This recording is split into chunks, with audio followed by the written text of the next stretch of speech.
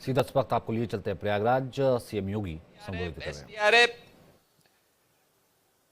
Civil defence, इन सब ने मिलकर के घायलों को हॉस्पिटल पहुंचाने का काम किया। अपने आप में एक मिसाल है। करोड़ों लोग प्रयागराज में उस दिन उपस्थित थे। ये दोनों दल चाहते थे और सनातन धर्म विरोधी चाहते थे कि बड़ा हादसा हो जाए। हमारी पहली प्राथमिकता थी कि किसी भी स्थिति में इसको हम जीरो हादसे तक लेके जाएं। लेकिन दुर्भाग्यपूर्ण तरीके से एक घटना घटित हुई, लेकिन जितने क्विक रिस्पांस से प्रशासन ने और सभी संबंधित संस्थाओं ने कार्य लेकर के उन्हें हॉस्पिटलाइज किया, उसमें कुछ लोग उस हादसे के शिकार हुए। वह दुखद है। उन सभी परिवारों के प्रति हम लोगों ने अपनी संवेदना भी व्यक्त की और उसके लिए कुछ आर्थिक मुआवजा भी घोषित किया। यद्यपि किसी व्यक्ति की कमी मुआवजे से नहीं हो सकती, लेकिन तब भी हम लोगों ने एक प्रयास किया। घायलों का प्रॉपर उपचार कराया। वे सभी घायल आज भी कुछ प्रयागराज मेडिकल कॉलेज में हैं, बाकी अपने परिवार के सदस्यों के साथ चले गए हैं। मैंने भी, मेरे साथ मेरे मंत्रियों ने भी, प्रशासन ने भी, प्रदेश के मुख्य सचिव ने भी, प्रदेश के डीजीपी ने भी उन सभी लोगों से मुलाकात की थी। और मैं तो देखकर बहुत चौंक था कि जो लोग प्रयागराज मेडिकल कॉलेज में भर्ती थे, जब मेरी उनसे बातचीत हो रही थी तो उनमें से सभी लोग ये कहा, उनके द्वारा कहा जा रहा साहब व्यवस्था में खामी नहीं, लेकिन हमारी किस्मत है या फिर ऐसी स्थिति पैदा हुई।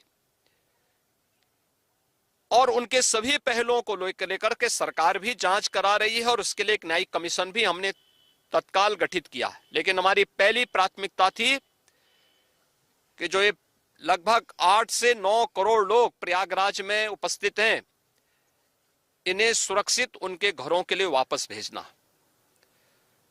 इन दोनों दलों और सनातन धर्म विरोधी उन सभी लोगों के वक्तव्य, जो लोग ये गुमराह करने वाले वक्तव्य दे रहे हैं कि लाखों लोगों ने स्नान नहीं किया, सरासर गुमराह करने वाला है। ये वक्तव्य देना कि कोई अमृत स्नान या साय स्नान नहीं हुआ, ये भी गुमराह करने वाला वक्तव्य है और सनातन धर्म की अवमानना ही नहीं, बदनाम करने की साजिश का एक हिस्सा है। कोई परंपरा बाधित नहीं हुई। मौनी अमावस्या का स्नान पहले दिन सायकाल 7:30 बजे से प्रारंभ हो गया था और अगले दिन पूरे दिन भर देर सायकाल तक मौनी अमावस्या का मुहूर्त था। स्वाभाविक रूप से अखाड़ों ने हादसे के तत्काल बाद मेला प्राधिकरण के साथ बातचीत करके अपने स्नान को स्थगित किया था कुछ देर के लिए। और फिर जब मेरी उनसे बातचीत हुई दोपहर के बाद, सभी अखाड़े और पूज्य संतजन, आचार्य महामंडलेश्वर, वे इस स्नान का हिस्सा बने और वही परंपरागत तरीके से सभी स्नान भी हुए। इस महाकुंभ में 3 अमृत स्नान थे। मकर संक्रांति, मौनी अमावस्या और बसंत पंचमी। इन तीनों में अमृत स्नान हुए, जिसमें सभी अखाड़े भागीदार बने। पौष पूर्णिमा से आयोजन प्रारंभ हुआ। समाजवादी पार्टी के अध्यक्ष का यह वक्तव्य भी कि सरकार ने 100 करोड़ की घोषणा की थी, मुझे लगता है कि उनको बयान थोड़ा पढ़ना चाहिए। ये लोग 12 बजे सो करके उठने वाले लोग हैं। कार्यालय स्टाफ जिस प्रकार का इन्हें नोट बना करके देता है, ये उस प्रकार का वक्तव्य बना करके सामने प्रस्तुत करते हैं और फिर उसके अनुसार उसको लीडर के रूप में नहीं बल्कि एक रीडर के रूप में सबके सामने उस वक्तव्य को पढ़ करके अपनी जगहंसाई करते हैं और राजनेताओं की भी जगहंसाई करते हैं। यही स्थिति इन्होंने, मैंने बार बार कहा कि महाकुंभ में 40 से 45 करोड़ श्रद्धालु इस पूरे महाकुंभ के आयोजन में भागीदार बनेंगे। और मुझे बताते हुए ये भी प्रसन्नता है कि पिछले 22 दिन के अंदर इस महाकुंभ में 38 करोड़ श्रद्धालु अब तक यहां आ चुके हैं। अगले 22-23 दिन तक यह आयोजन और चलेगा। इन 22 दिनों के अंदर भी श्रद्धालुओं के आने की पूरी वो है। आज भी आप देख रहे होंगे, कल बसंत पंचमी अंतिम अमृत स्नान संपन्न हुआ। माघी पूर्णिमा 12 फरवरी को और महाशिवरात्रि 26 फरवरी को होगा। करोड़ों की संख्या में देश और दुनिया का हर श्रद्धालु आना चाहता है।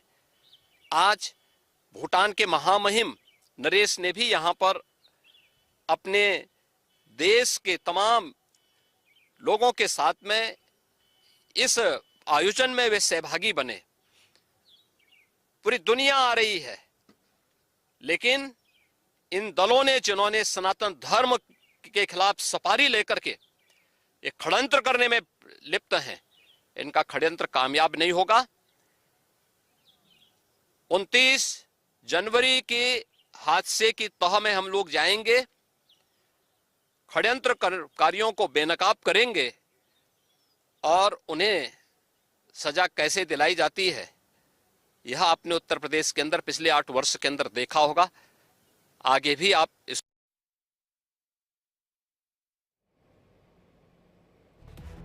तो इस वक्त की बड़ी खबर, खुद योगी आदित्यनाथ का कहना है कि अखिलेश ने जिस तरीके का बयान दिया है, आज संसद में भी जो बयान दिया था कि महाकुंभ के खिलाफ पहले ही दिन से साजिश थी, ये एक बेहद ही निंदनीय बयान है। सनातन विरोधी बड़ा हादसा चाहते थे, इसलिए उन्हें सनातन विरोधी बताया है। यहाँ रुक रहे एक छोटे से ब्रेक के लिए।